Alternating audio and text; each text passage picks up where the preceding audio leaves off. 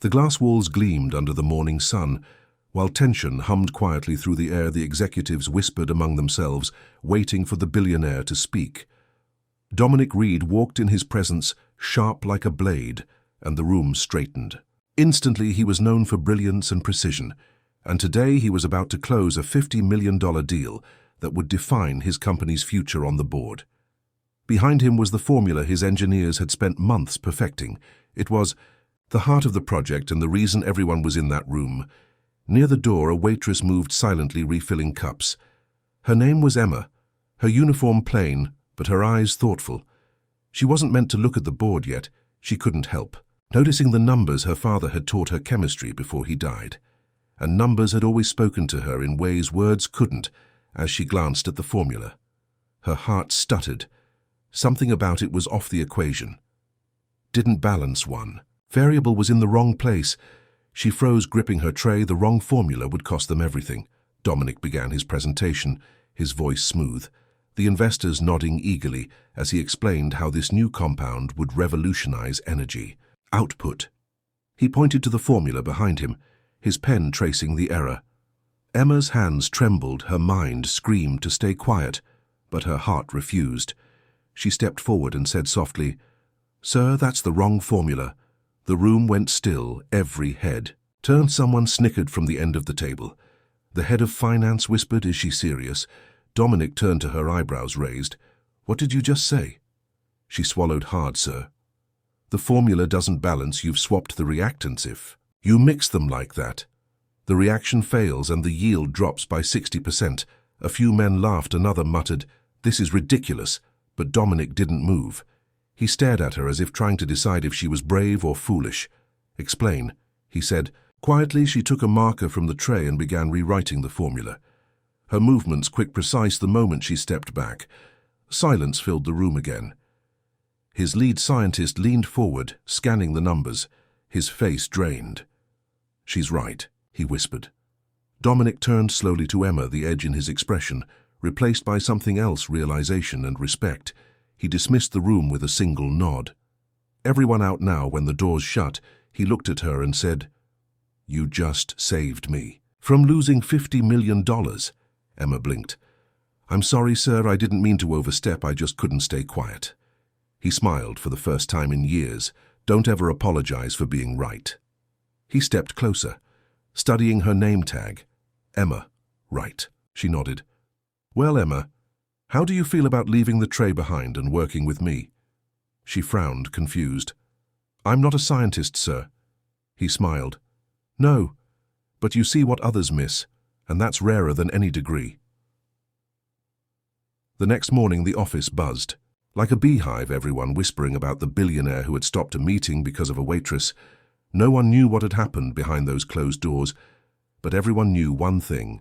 Emma had somehow impressed Dominic Reed, the man who trusted no one and fired people faster than most blinked. She walked into the skyscraper lobby, unsure why she had even come. Dominic's assistant greeted her with a knowing smile. "He's expecting you." She followed nervously to the top floor, the elevator, doors opening to a view of the whole city. Dominic stood by the window, his suit crisp, his gaze calm. "Come in, Emma." She hesitated, then stepped forward. "I still don't understand why I'm here, sir." He turned his eyes steady. "Because people who notice. Mistakes save companies, and people who stay quiet destroy them. I don't need more suits, I need eyes that see." He handed her a folder. Inside were blueprints for a new project and a simple contract title, Junior Research Assistant. Her breath caught. "I'm not qualified for this." He smiled. "Maybe not on paper, but instinct can't be taught. You proved you have it. Now I want to see what you do with it." She looked up, studying his face. "Are you sure about this?" He chuckled. "You already corrected me. Once I'd be stupid not to listen to you again." Weeks turned into months, and she adapted quickly, her intuition sharper than anyone expected. She learned fast sometimes, challenging the engineers with quiet logic, while Dominic watched from across, the room fascinated by her composure. She wasn't intimidated by him or his money, and that intrigued him more than he liked. One evening, after everyone left, he found her still at her desk, sketching formulas. He leaned on the doorframe. "You know, you don't have to stay late." She smiled faintly. "I like getting things right," he said softly. "I used to think being right meant being the loudest. Then you walked into that room and proved me wrong." She looked at him, unsure how to respond, so she just said quietly, "Maybe you just needed someone who wasn't afraid to whisper the truth." He nodded slowly. "Maybe I needed someone who saw the numbers differently." He paused, then added, "I don't just see formulas when you work. I see something alive. Something. That makes sense." From that day he began trusting her more, letting her oversee presentations and quietly deflecting praise toward her every success drew them closer, until their conversations no longer sounded like boss and employee, but like two people discovering what respect truly meant. And when their next big presentation came, Emma stood beside him this time, her name printed under his. On the opening slide, he looked at her and said quietly, "Ready?" She smiled. "Always." He grinned. "Then, let's show them what happens when someone dares to listen." Months later, Emma's name had become known across every floor of the company.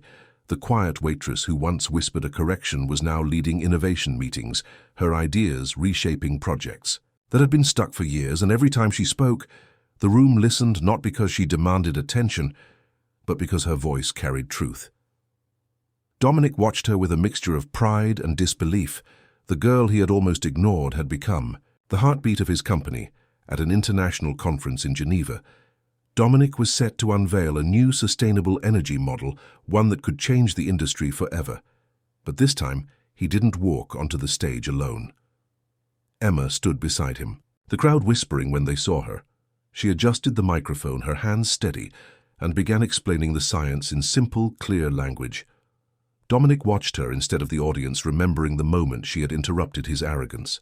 With nothing but courage, when she finished, the crowd rose in applause, and for the first time she looked like she finally believed she belonged. Backstage, Dominic handed her a small envelope. She frowned. "What's this?" He smiled.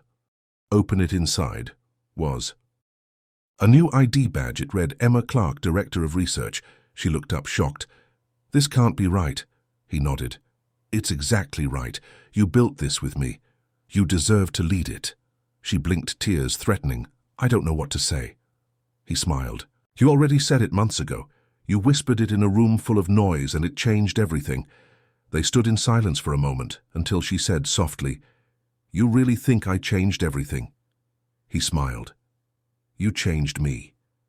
And that was harder than any formula. She laughed, shaking her head. "You just needed someone to remind you that even billionaires can be wrong." He grinned. "Maybe, but I'm smart enough to know when to listen." A year later, at the company's anniversary gala, Emma walked through the same restaurant where she had once carried trays. Now she was the guest of honor. The staff she used to work beside smiled proudly as she passed. Dominic stood at the podium, looking at her through the crowd, saying, "Tonight, we celebrate a voice that dared to speak when it mattered most." A whisper that turned into a revolution. As the applause filled the room, he stepped down and said quietly beside her, "You know, I still hear your voice every time I look at a board full of numbers." She smiled. "Then I guess I did my job," he whispered. "You did more than that. You reminded me that brilliance doesn't always shout. Sometimes it whispers and changes the world. If this story made you smile, share it with someone who needs a reminder that accidents can turn into beautiful beginnings."